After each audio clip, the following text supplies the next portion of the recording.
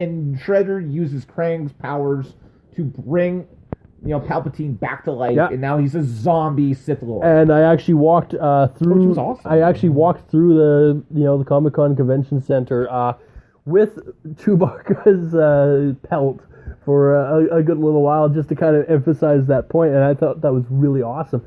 But one of the most iconic pictures was me as Shredder, which obviously was a bad guy. Him as his character, which was obviously another bad guy. But posing with both Joker and the Penguin. And this Penguin, it was posted, I believe, on our Facebook page as well. It is. I'll probably reshare it again tonight just to kind of emphasize this point. This guy looked absolutely unbelievable as the Danny DeVito Penguin. It was pretty much uncanny, the resemblance of Are you the sure it's character. Danny DeVito? It looks like the actor who played Penguin in the classic Batman series Might from have the been. 1960s. Might have That's been. who it looked like to me. Either way, it was really well done. So the four of us actually posed for a picture, and it started off as I was getting somebody to take the picture for me, and then all of a sudden, out of nowhere, you get like different companies that do pictures. They came in with their cameras. They started taking pictures. Other people walking past started taking pictures, and it became this impromptu photo shoot.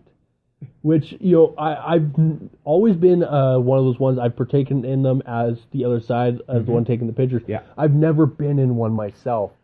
And it's unbelievable how you feel. I had a similar experience a few years back. I went dressed as a Jedi Knight, and what happened was I asked to take a picture with a Jedi, another, I think it was a Sith Lord, and but what happened was people started taking pictures, and gradually we had more and more Star Wars characters all show up, and eventually there was about, there was at least a dozen of us, including Jedi, Sith, Mandalorians. I think we may have even had a Princess Leia or someone. And it was a ton of us. If I can find some of these pictures, I may go back and share some of them on our Facebook page.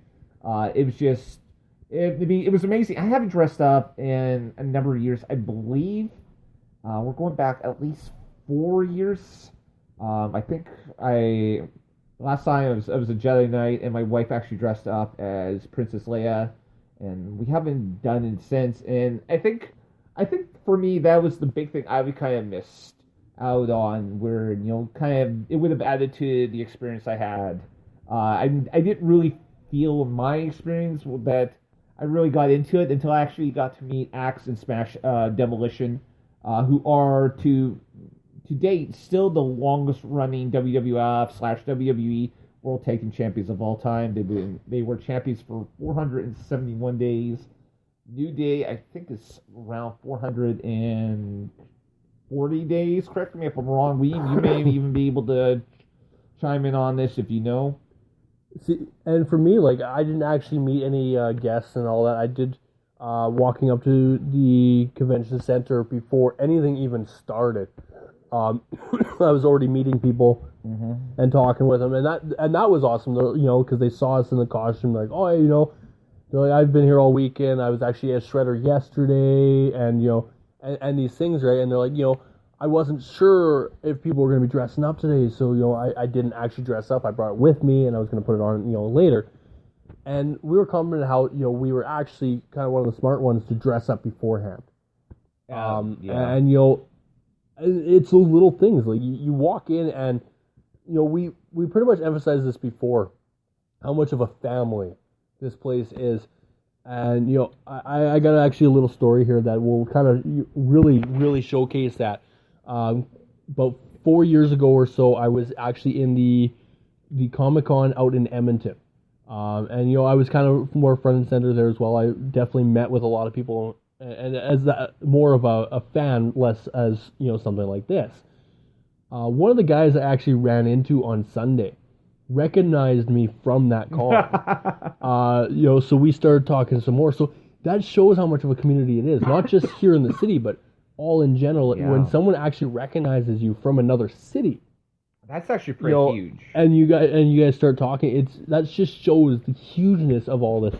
We were also put in the paper as the biggest and most popular Comic-Con in Canada. They did say North America. I do not agree with that. I think San Diego is much bigger than ours. But we are definitely one of the biggest in Canada. Yeah, I mean, we're definitely the little engine that could here in Winnipeg. No one, I mean, looking at, back at it, I mean, who would have thought that Winnipeg, a city that is, got, I think, 750,000 people. We're not even have 1 million people here, and yet we probably have the best comic convention in, not only Canada, but in, probably one of the best throughout North America. I mean, that right there kind of blows my mind, but I mean, it's true. Oh, absolutely. And I've stated before, I believe 2 weeks ago on the show, I talked about one of the reasons why Winnipeg is the ideal place for not just a Comic-Con, but for any convention, is we are literally in the center of North America. We're also a very socialist province, and and I think that's awesome. These conventions definitely show it. We got 3 conventions run by the same company who are basically volunteers that are absolutely phenomenal at what they do, and I do not envy them at all because they go through nightmares to get these events going as smoothly as they are, and I feel for them. Like that's. Just being there is enough of a headache. Absolutely, and it is our goal to eventually get someone from C4 to go up and come on a show. We actually know someone who is associated with C4, but without permission from the other people who run it, he can't come on the show to actually talk about. He can come on and discuss some of his other passions, including the furry community here in Winnipeg. Which was huge this weekend. It was, absolutely. Some of them scared me. They popped out of nowhere. It's unfortunate. My 3-year-old son does not like furries right now. But then there was a guy who's walking around dressed up as Groot, and he freaked my son out as well. There's something... Yeah, Lego Batman. He had no problems with. Okay. Speaking of, we're going to go back in Groot first. One of the most iconic pictures that I was not actually in was with my nephew and Groot, both of them fist bumping each other. That picture in itself was just priceless. Yeah. The other one is my other nephews. Your real nephew.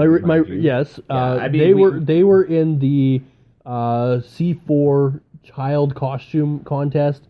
They actually finished first. So they actually won best costume for a kid, which is awesome, especially when you look at the fact that they showed up there, their first Comic-Con ever, as Ghostbuster and the Stay Puft Marshmallow. Oh, dude, that was... And, I actually missed them, when that part, we came in and I guess they'd already been on stage at that point, which was too bad. That was awesome, and definitely I'm waiting for a lot of those pictures to come through because, and I get permission to use them because, that's awesome. He gets his own plaque.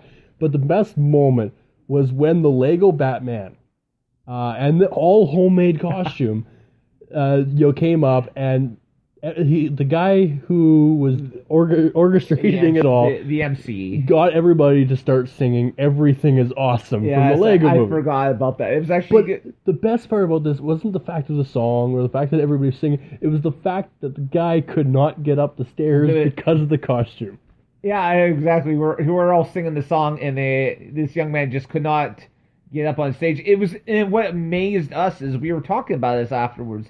We thought that the person who was walking around in his costume was an adult. No, this was a kid. Oh, absolutely. And like, as soon as the head came off, it's like, whoa, what the hell? It was actually a kid who came up with this idea and, dressed up as this. And it's awesome. That in itself, like, if they're able to do that at such a young age now, imagine in a few years' time when they're still going to these conventions, what they'll show up as. No kidding. I was just blown away by the creativity of some of these costumes with the kids. It's made me realize something. Next year, I got to go big or go home. I got a lot of ideas. I'm not sure if I should bring any of them up on here, but you know what? We'll do it anyways. I actually have 2 ideas that I've come up with. The first one is kind of a mixture of Clark Kent meets Superman.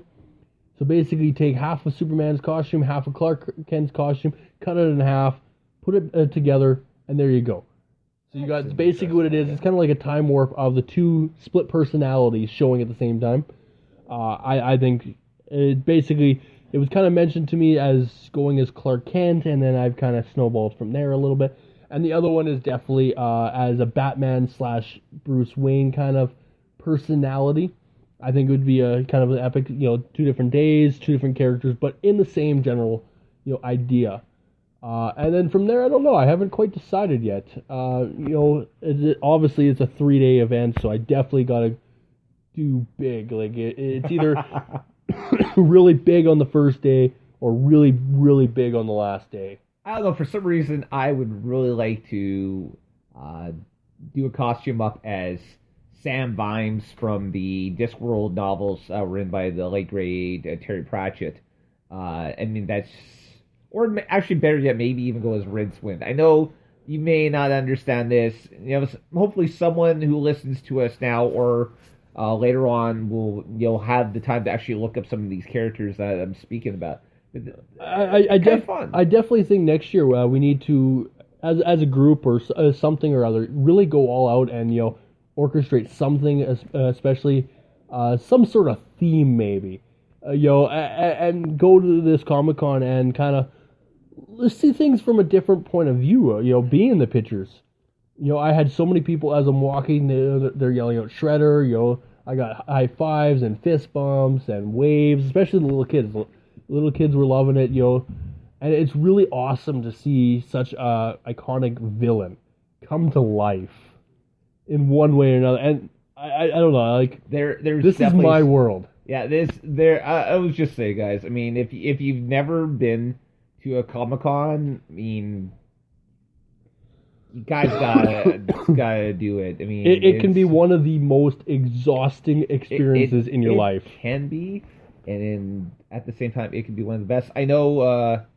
It's just. I mean, you can tell. I mean, we have a couple of people from Comic-Con on our Facebook. That we do, and you can just tell that they're still coming down from the experience. I mean, it is an exhausting experience. It's a thrilling experience. And honestly, I'm kind of looking at this like I don't know what we're going to be talking about for the next several months, because I mean, honestly, we've been talking a lot about C4 over the last several shows. Doctor Strange and a lot of other ones are coming out. Gotham is getting good. The Walking Dead's getting a pain in the ass. There's so many things, and the best thing about Comic-Con is there's another year. There's so much we can talk about going up. Yeah. Ideas for costumes, different things. There's so many things that'll happen between now and then that is absolutely unbelievable. And of course, Rogue One's coming up in December. There's another big thing to talk about there. We'll definitely be talking about that. I have an idea, guys. I'm not completely sure how we're going to do it yet, but I would like to do at least a couple of episodes of the podcast complete, where not only are we recording it for Spreaker and for iTunes, but also to go off into actually record a full episode and have it on Facebook. And yeah, I definitely like that. I definitely think some of our fans might be really excited if we do yet another Walking Dead episode. I guarantee I can get another guest on here for that one. Yeah, I think we're kind of like just discussing these ideas. A lot of the times we don't even talk about our ideas about the show until we're on the air. And so we'd really love to have some guest stars on. I think I've stated in the past, I would love to have someone on from the EFED community. Weem, that's a call out for you. That might be a call out for you, Weem. I know a couple other guys. There's a guy who I know by the name Kevin, who I think is just an absolute genius. And no, I'm not kissing up. The guy's just that damn good. And there's a few other people. A guy who I know best is Nirvana. Might be an interesting experience to have him on here as well, if he could find the time for us. But I mean, and I guess just trying to get And we got more ideas that we haven't even begun to talk kidding. about.